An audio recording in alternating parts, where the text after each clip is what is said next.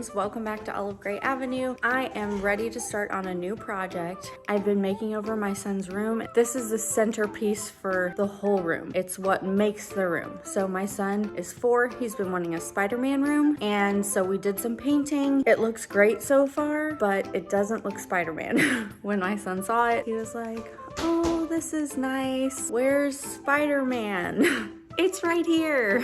So he's been waiting for this. He has no idea that I'm gonna be making this giant wall art for him. I bought this backdrop for his birthday a while back. I had no idea what to do with it after the fact. And so I thought that now he's getting a big boy room and it would be the perfect opportunity to reuse this backdrop and make a giant canvas wall art. So I appreciate you being here, watching our videos. Make sure to hit that subscribe and like button to help support our page further. Here we go.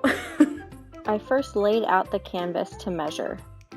We want to make sure that we have plenty of fabric to secure around the piece of wood and staple. Now, it depends on which way you want it to face. What I'll probably do is lay this horizontally to wrap the fabric around it. We're gonna have it taut and secure the fabric on the back side of the piece of wood so that on this side, you don't see anything as far as staples or anything securing it. I cut my wood to have 2 short pieces and 2 long pieces. Then drilled pocket holes in either end of the short pieces of wood. I put wood glue on the end of the short piece of wood that will butt up against the longer piece of wood, and used my handy corner clamp to hold these pieces together while I drilled in the pocket screws. Now, since this canvas is going to be so large, it is giant wall art, I want to make sure to secure the frame properly and make sure it has enough strength to hold its weight up. It's not going to be heavy at all, but it is so large. When wood spans such a large way, you really want to have some supports on it. So what I did was, out of the scrap pieces of wood for the sides, I cut little pieces. I didn't even really measure them. I had 2 pieces kind of long left, cut them down in half and cut them at 45-degree angles so that we can put them on the frame and help secure the corners. I attached these to the frame pretty much the same way by putting 2 pocket holes on either side of the wood and attaching with wood glue and pocket screws.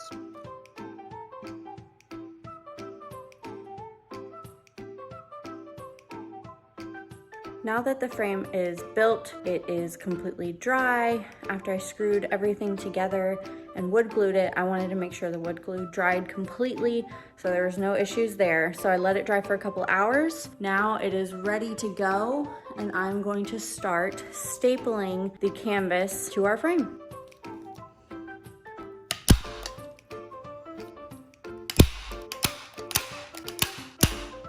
I started at the bottom of the frame, stapling the whole bottom side of the canvas. Then I moved to the top, pulled it taut, and then moved to either side, making sure to pull the fabric tight and staple.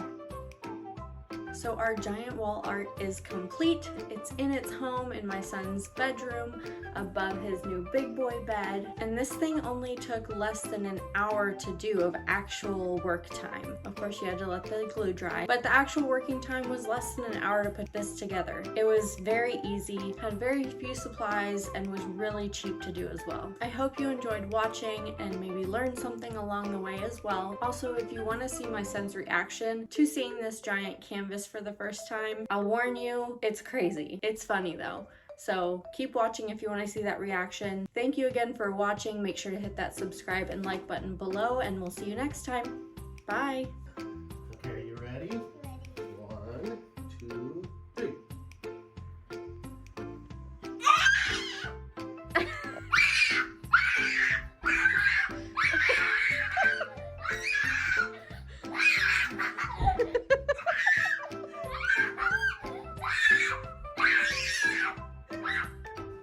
What?